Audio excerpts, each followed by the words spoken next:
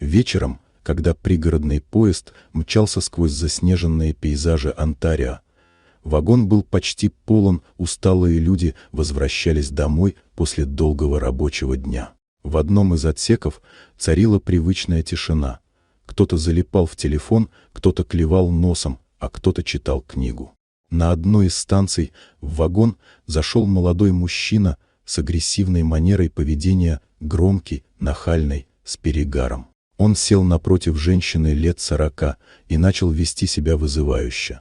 То цеплялся, то отпускал неприятные комментарии. Женщина вежливо просила его отстать, но он только смеялся. Когда она попыталась встать и уйти, он схватил ее за руку и, толкнув обратно на сиденье, ударил по щеке.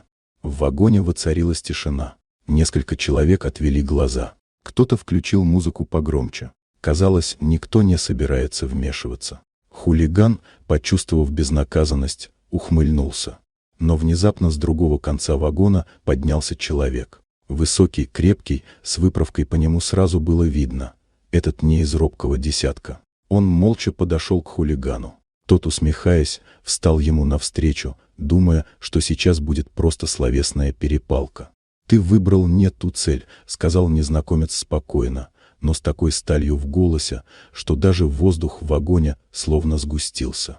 В следующую секунду хулиган уже валялся на полу, а потом волочился по проходу к двери. Мужчина нажал кнопку экстренной остановки, и когда поезд замедлил ход на перегоне между станциями, просто открыл дверь и вышвырнул мерзавца в сугроб.